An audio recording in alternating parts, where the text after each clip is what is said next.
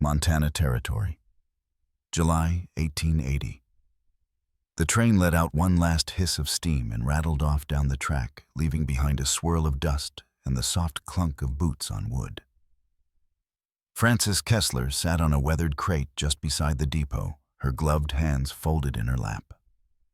A carpet bag at her feet and a letter crumpled in her skirt pocket. Her eyes, too tired for 23, scanned the empty platform again. He was not there. The letter had promised he would be. She had memorized the words, "I will meet you myself. Look for a tall man in a brown hat by the station wall. You will know me by my boots, black with silver toes, signed, Everett Collins, her husband-to-be." But there were no brown hats, no silver-toed boots. Just a freight clerk hauling crates, a boy with a broom, and the station agent who had already glanced at her twice like she was a stray dog. The sun pressed down hard, and Frances shifted her weight. She had not eaten since the night before, and her corset pinched at her ribs. Her mouth was dry, but she stayed seated. If she stood, it would mean she had nowhere to go. If she stayed sitting, maybe someone might still come. She reached into the pocket of her travel dress and pulled out the letter again, smoothing the creases. It was dated 2 months back. Had he changed his mind, died, found somebody else? A throat cleared near the depot office. "Ma'am, the station agent called you waiting on someone?" Frances nodded once. "Yes, sir, my fiancé." The man gave a polite grimace. "Train's not due again until tomorrow." She nodded again, slower this time. The agent hesitated, then disappeared inside. Frances kept her eyes on the tracks. She would wait here until dark if she had to. 15 miles west. Wyatt Ellison pulled hard on the reins of his roan gelding and stared down at the broken wheel of the wagon. The blasted thing had cracked clean through when he hit the rut near the creek crossing. He stepped down and crouched beside it, wiping sweat from his brow. "Damn it, Everett," he muttered under his breath. If his cousin had not taken sick last week, Wyatt would not be here. But Everett, bedridden and coughing blood in Helena, had begged him to go to the station in his place. "She's expecting someone," Everett had wheezed. "You go in my stead. Explain it to her. Make sure she's all right." Wyatt had not liked it, but he had agreed. It was the decent thing to do. He had planned to reach the station hours ago, but the wheel had other ideas. He looked back toward the wagon. The spare was cracked too. No way to fix it without proper tools. He cursed again, louder this time, and then turned to his horse. "We ride." The sun was dropping fast behind the hills. He would not get there before dark, but he would get there. He mounted and kicked the gelding into a gallop. The shadows grew long. Frances pulled her shawl tighter around her shoulders, though the air was still warm. The platform had emptied, and the depot was locked up for the night. She was alone. No one was coming. She pressed her hand to her chest. She had left everything in Kansas City.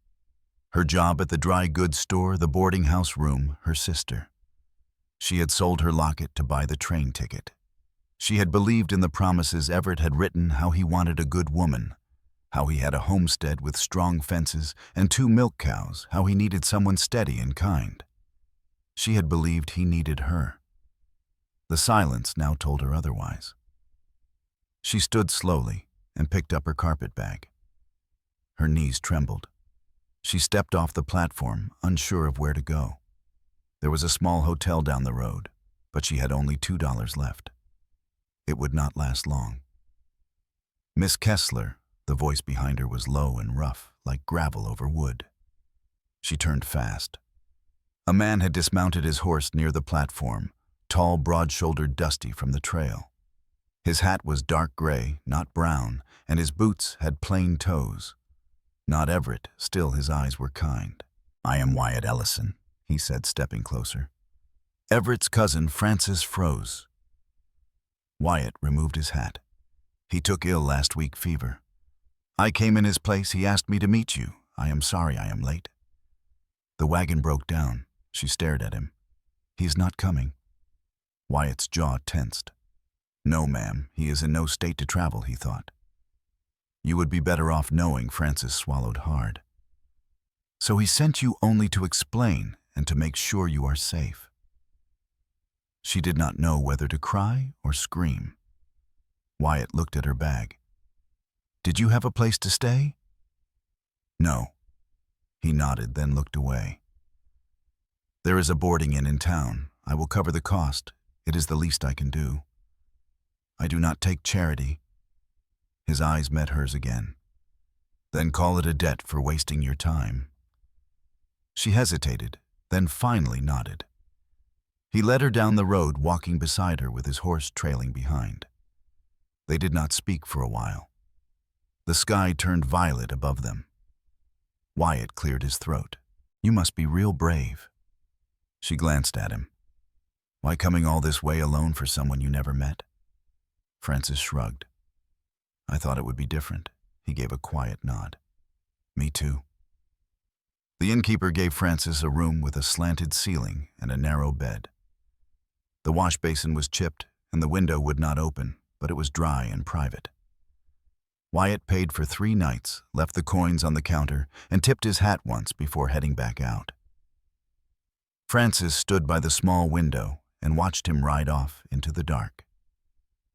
She had just met him, but something about the way he handled her, gentle, steady, with no false kindness, stuck in her chest. She sat on the bed and let her hands fall to her lap. Maybe tomorrow would be better. Maybe this was not the end of everything. She closed her eyes and told herself to sleep. Wyatt did not sleep. He camped out near the wagon under a sky full of stars and thought about her eyes, not the color. He could not even name it. But the way they had looked when she asked, "So he sent you."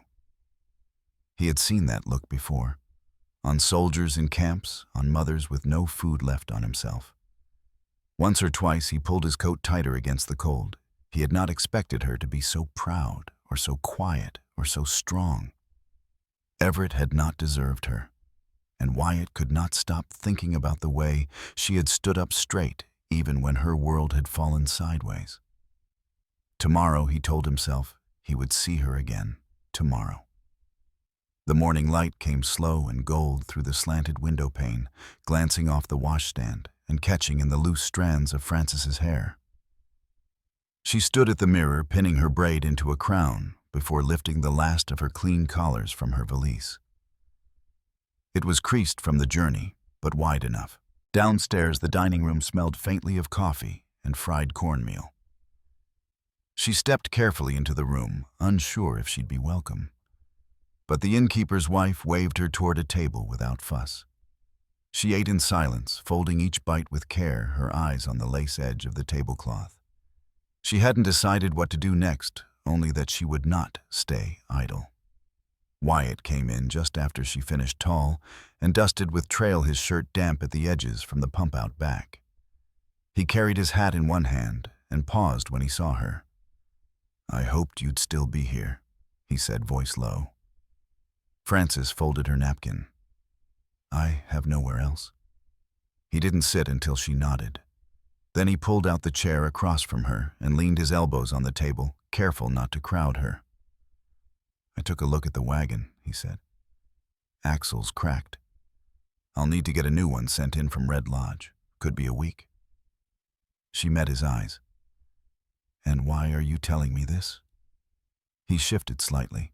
Because I thought I might ride out to the homestead this afternoon. Bring back supplies, maybe set up a space for you, if you'd rather not stay in town. She watched him closely. I was promised a place there. Yes, ma'am, he said. And I mean to see that you get it. Francis looked down at her folded napkin, then back up. I'm not a charity case. No, you're not, he answered. But you were given a promise. I figure it deserves to be honored, even if not the way you expected. She studied him a moment longer. You're not like him. Wyatt's jaw flexed. No, I'm not. For a few breaths, neither of them spoke. Then she stood smoothing her skirt. I'll come with you, his brow rose. To the homestead. I can ride, she said. And I won't be left behind again. He stood too slowly. All right. They left by mid-morning, Wyatt leading a second horse borrowed from the livery. He adjusted the stirrups for her without comment and handed her the reins with a nod. The trail west opened quiet and wide dust rising in soft clouds from the horses' hooves. They rode without much talk, the wind carrying the scent of pine and river water. Francis didn't ask questions, and Wyatt didn't fill the silence. Midday found them by a narrow stream. Francis dismounted without help, crossing to the bank and kneeling to splash her face. Wyatt stayed back, giving her space. "You were in the war?" she asked suddenly, not turning. "I was. Cavalry infantry, Missouri regiment." She stood slowly, drying her hands on her skirt. "You came back whole." He looked at her, then down. Not entirely. They didn't speak of it again. The sun climbed higher, and they rode on. By late afternoon, the land began to change. Fewer cottonwoods, more sage. The fence line appeared, first weathered posts leaning in the wind, and then the house, modest 2 rooms, wood smoke curling from the chimney. Francis dismounted stiffly. Wyatt led the horses to the trough, then reached for the door. "I'll let you go in first," he said.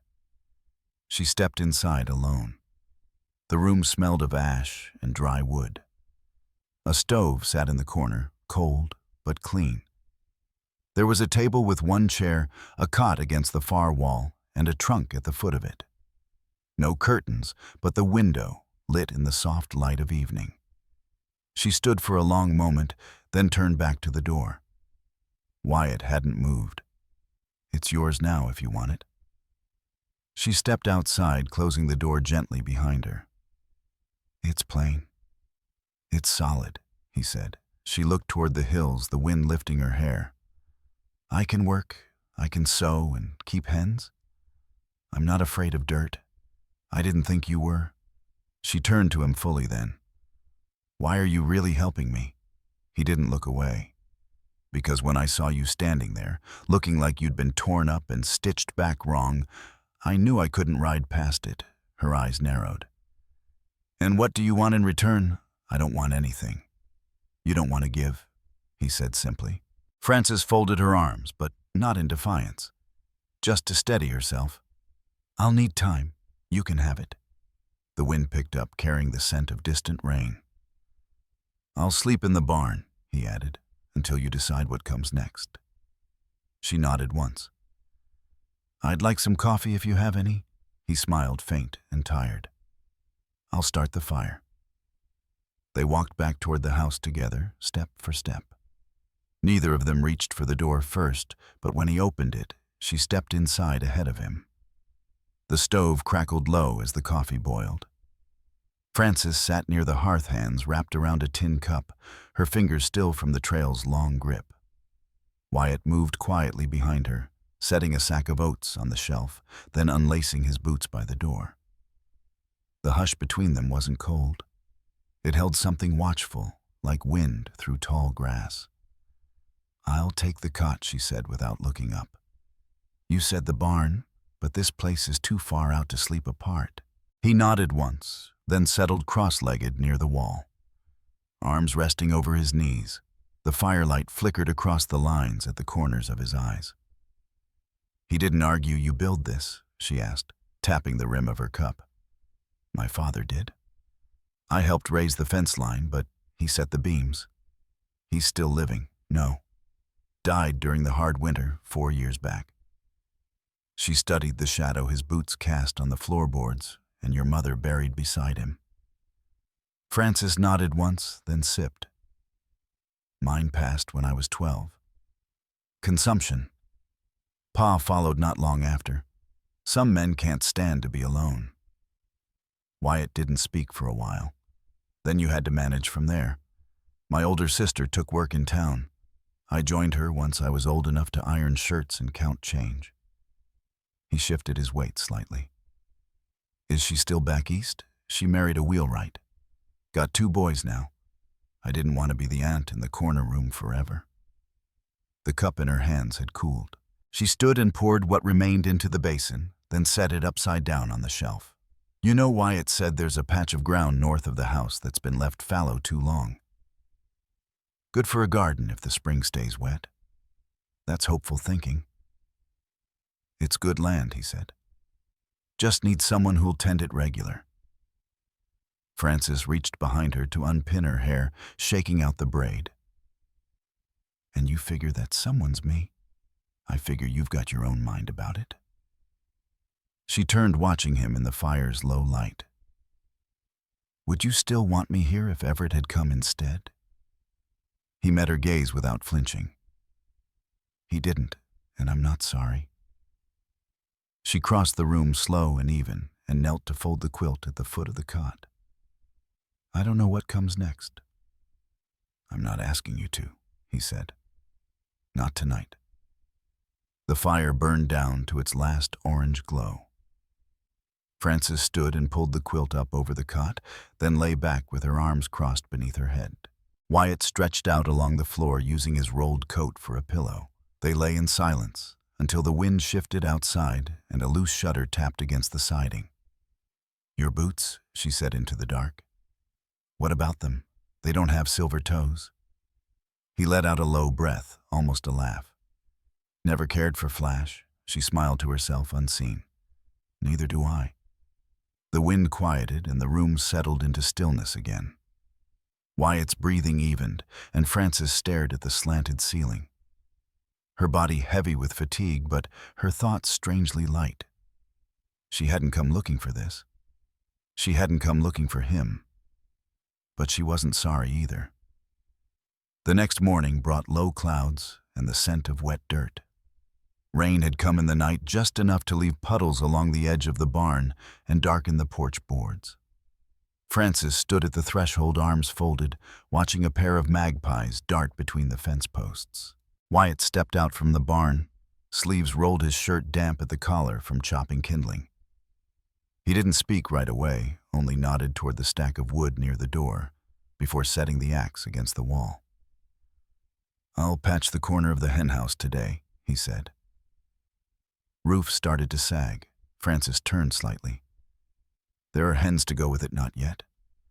But I figured if the roof's sound, you might want to see about getting some. She nodded once, but didn't move from her place by the door. Wyatt's gaze lingered on her. You sleep all right, I did, she said. Woke once when the wind picked up. Thought I heard a wagon, but it was just rain on the trough. He stepped up beside her, not too close. You expecting someone? No, she said simply. Then after a pause, but I dreamed I was back at the depot. Alone again. Felt like I'd never left. Wyatt looked toward the horizon. Dreams'll do that, pull you back into what you thought you'd outrun. I didn't think I'd outrun anything, she said. I just thought it might be different here. He let the silence settle before answering. It still could be. Frances turned to face him fully. I want to do something useful today, not just sit and wait for the stove to heat. I've got a shed full of gear that needs sorting, he said. Could you someone who can tell a needle from a nail? I'll start there then. He stepped aside, letting her pass down the porch steps before following her around the side of the house. The shed leaned slightly westward, its door hanging from one hinge. The inside a scatter of rusted tools, tangled rope, and a cracked seed grinder. Frances rolled up her sleeves and knelt by the pile. You keep everything you've ever touched? Wyatt crouched beside her. Hard to throw things away when the town's half a day's ride and money's always thin. She lifted a broken lantern. This one's past fixing. I've got others. She set it aside and reached for a coil of wire. This could patch a fence. They worked in quiet rhythm, sorting what could be salvaged from what couldn't. By noon, she had a stack of usable items near the door and a pile of scrap ready for melt or burn. Wyatt leaned on the doorframe, watching her tie the last bundle of wire with a strip of cloth. You've got a good eye for what's worth keeping. I had to learn, she said. When you've only got one drawer to keep things in, you figure out what matters. He stepped inside, brushing sawdust from an old workbench. You ever want to leave Kansas City before you answered Everett's letter? She sat back on her heels. Yes? He waited. I used to watch the trains pass, wondered where they were going.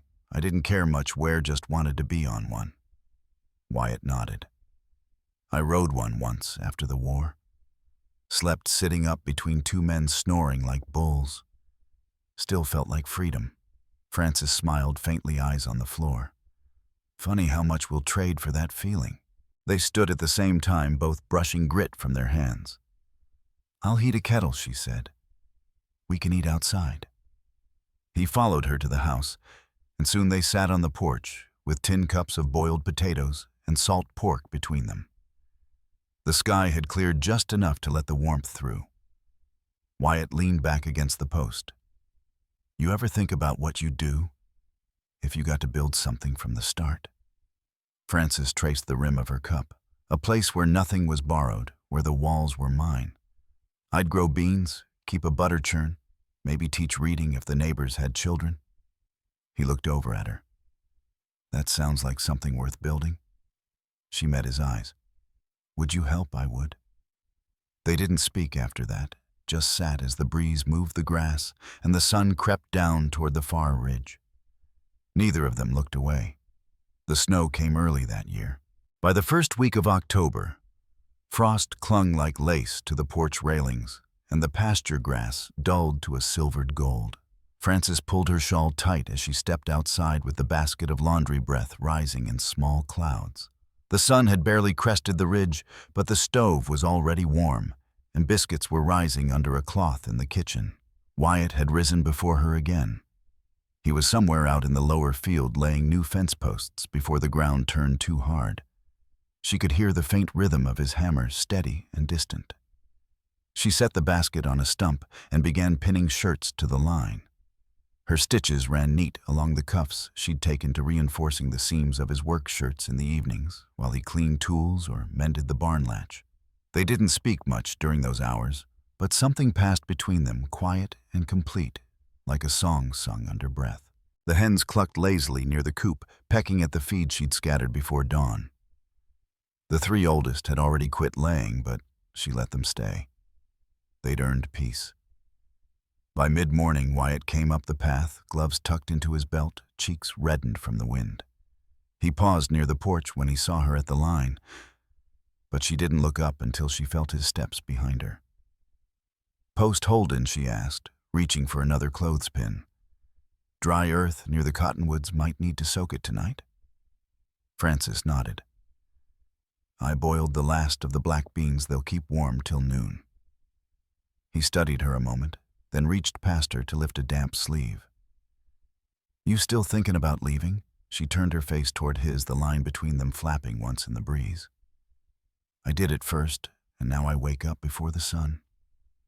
I tend a stove I didn't build, feed hens I didn't buy, and sleep in a bed that still creaks under my weight. She rested her hands on her hips. But I don't feel like I'm borrowing anymore. He nodded slowly. You're not. They stood quiet again. Frances pulled the last shirt from the basket and pinned it beside the others. The line swayed gently, cloth brushing cloth. I got a letter yesterday, Wyatt said after a moment. She looked up. From Everett. He's back on his feet, staying with kin near Butt. She didn't answer right away. He asked about you. Frances dusted her hands on her apron. Did you write him back? Not yet. She met his eyes fully. Don't tell him anything more than he needs to know. I won't. The wind picked up and Wyatt reached to steady the basket. Frances caught his hand without thinking. His skin was warm, calloused from the work, but his grip softened as their fingers settled together. I didn't expect to feel at home again, she said. But I do. Wyatt stepped closer, their hands still joined. I didn't expect to want more than what I had. But I do now. Frances's throat tightened. Can I ask you something? Anything? Would you build another room onto the house? One with space for a cradle beside the stove, his chest lifted with the breath he drew, and something in his face, something unguarded and wide, answered before his voice did. I already drew the plans. She laughed, a sound she hadn't made in years, and pressed her forehead to his chest. They stood like that until the sun climbed above the trees. That winter settled deep and quiet over the hills. They spent the dark months side by side, stitching curtains, sealing cracks in the walls, watching the fire die down to embers and rise again. They spoke of planting beans and squash come spring, of ordering a milk cow from a neighbor due north, of finding a name that would suit a child raised among fences and pine. By March, the new room stood small but warm, with a window that caught the morning light just right. Frances moved her mending basket to a low bench by the cradle and began stitching a quilt from old shirts and flour sacks. Wyatt carved toys from leftover cedar, smoothing each edge by hand. The baby came just after the thaw, a girl with strong lungs and wide dark eyes. They named her Lily for the wildflowers that bloomed near the creek when the snow melted. Frances held her close that first night, Wyatt seated beside the bed, his hand resting on the curve of her knee. "I never thought I'd be needed like this," she whispered. He leaned in, brushing her temple with his lips.